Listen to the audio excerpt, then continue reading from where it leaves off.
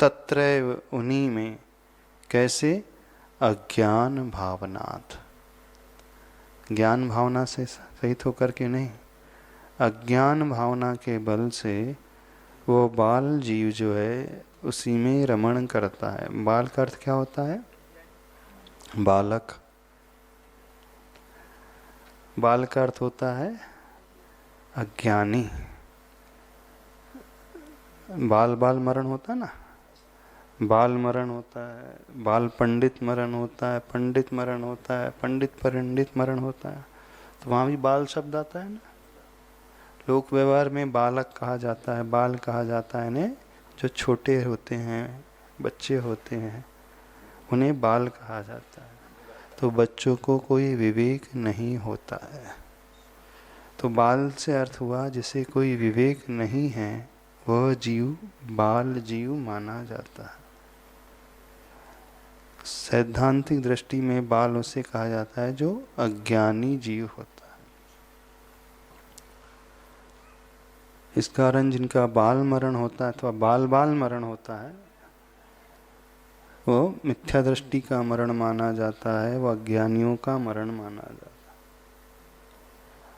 और दो शब्द आते हैं उसमें, एक बाल है और एक पंडित है। पंडित का अर्थ है जो विवेकशील हो गया। तो बाल बाल यानी प्रथम गुण स्थानवर्ती, और बाल अर्थ है चौथा गुण स्थानवर्ती वह जीव। वो जानता तो है लेकिन करता कुछ नहीं, समझता तो है सही क्या है गलत क्या है, खतरा है यहाँ पर, खतरे को जान करके भी बचता नहीं वो कहलाता है बाल। इस रास्ते में चलेंगे तो यहाँ बहुत मुसीबतें आएंगी, फिर भी वो उसी रास्ते पर चलता है। तो बाल भी जीव वो कहलाता है जो विवेकहीन हो। तथापि बालः तत्रैव रमते, इन्हें जानते हुए भी इंद्रिय विषयों में कुछ भी आत्मा के हित में नहीं होता है। तथापि फिर भी मोही जीव उन्हीं विषयों में अज्ञान भावना से रमण करता है। कौन सा जीव है ये? एकदम छोटा वाला जो है वो नहीं। जो छोटा सा बालक होता तो उसे पता ही नहीं पड़ता क्या सही क्या गलत, उसको इतना विवेक ही नहीं होता। लेकिन जो थोड़ा सा समझदार हो जाता है, विवेकशील होने के पश्चात भी वो जो गलती करता वो जीव एक मिथ्या दृष्टि है जिसे उस आज तक पता ही नहीं, उसमें उसका उतना दोष नहीं होता क्योंकि जन्म से अज्ञानी है वो। उसे कोई ऐसा जीव ही नहीं मिला समझाने वाला, उपदेश देने वाला, ऐसा सानिध्य ही नहीं पाया कि जो उसे संभाल सके, सही गलत की पहचान करा सके।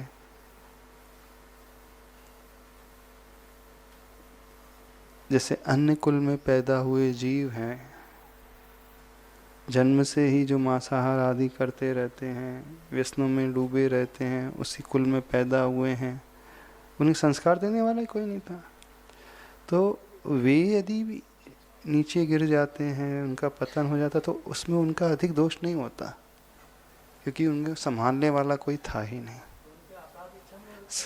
हाँ, उनके अपराध क्षम्य नहीं है, उनको कर्म आश्रव कम होता है, पाप कर्म उनका कम बनता है। हाँ। लेकिन जिसे जानकारी है और फिर भी गलती करता है, उसे सजा ज़्यादा मिलती है। जैसे कोई बच्चे से अपराध हो जाता है तो अदालत में उसकी सजा उतनी नहीं होती। हाँ? और जो 18 वर्ष से ऊपर व्यक्ति हो जाता है उसकी सजा सेम अपराध करने पर भी अधिक होती है कि नहीं? तो बालक के द्वारा गलती हो जाती है तो क्यों नहीं सजा होती है? क्योंकि उसको विवेक नहीं है, पता ही नहीं है। लोक व्यवहार में ये होता है ना। और 18 वर्ष से होते ही, 18 वर्ष से ऊपर होते ही, अब यदि वो गलती करेगा तो उसको पूरी सजा मिलेगी। कर्म सिद्धांत भी बिल्कुल ऐसा ही। बालक से यदि पाप हो जाएगा तो कर्म का आश्रव थोड़ा कम होगा। जैसे एक इंद्रिय है, उसको कम आश्रव होता है कर्म का, 25 सागर से ज़्यादा वो नहीं मानता किसी कर्म की स्थिति को। 2 इंद्रिय 50 सागर से ज़्यादा नहीं मानता, 3 इंद्रिय 100 सागर, 4 इंद्रिय 1000 सागर। फिर पंचेंद्रिय जैसे ही होता है और मन आता है तो फिर कोड़ा कोड़ी में बनना शुरू हो जाते इसके कर्म। कहाँ 100 सागर, 50 सागर, 1000 सागर, और यहाँ करोड़ों गुना करोड़ सागर। संगी पंचेंद्रिय होते ही अब कर्म बनेंगे तो कोड़ा कोड़ी सागरोपम, अलग अलग प्रकार के कर्म है। मोहनी है तो 40 कोड़ा कोड़ी, दर्शन मोहनी है तो 70 कोड़ा कोड़ी, ज्ञानावर्णी है तो 30 कोड़ा कोड़ी उत्कृष्ट में। वो अधिक कर्म की स्थिति को बांधने वाला होता है, उसका अनुभाग भी तीव्र रहेगा, इसकी स्थिति भी अलग ज़्यादा रहेगी। और 1 इंद्री, 2 इंद्री, 3 इंद्री, 4 इंद्री तक के जीव की जो स्थिति अनुभाग बहुत कम बनते हैं। इवन जो पशु है, ये चर्चा चल रही थी ना, सिंह भी हिंसक होता है, शिकार करके खाता है, जीवों को मार करके खाता है, हिंसा तो कर रहा है, फिर भी वो 5वें नरक से नीचे नहीं जाता वो। और एक मनुष्य 7वें नरक चला जाता है। एक मनुष्य जो है 7वें नरक चला जाता है। और जो सिंह होता है वो जीवन भर मांसाहार का ही सेवन करता है, फिर भी 5वें से नीचे नहीं जाए। एक अजगर है, वो भी 3रे 4थे से नीचे नहीं जाता। सारे मांसाहारू पशु जो मांसाहारी होते हैं वे 5वें से नीचे जाते ही नहीं वो। और एक मनुष्य जो संगी पंचेंद्रिय है वो 7वें चले जाता है। क्यों चले जाता है 7वें? और तो और वो तंदुलमत्स्य भी 7वें चले जाता है। वो तो और विचित्रता लगती है। राघव मस्त तो मार भी रहा है, मछली को खा भी रहा है, वो इसलिए 7वें जा रहा है। और तंदुलमत्स्य तो एक भी मछली को नहीं खाता, फिर भी 7वें पहुंच जाता है। मन से तो वो मारता ही रहता है। तो ये जान कर के भी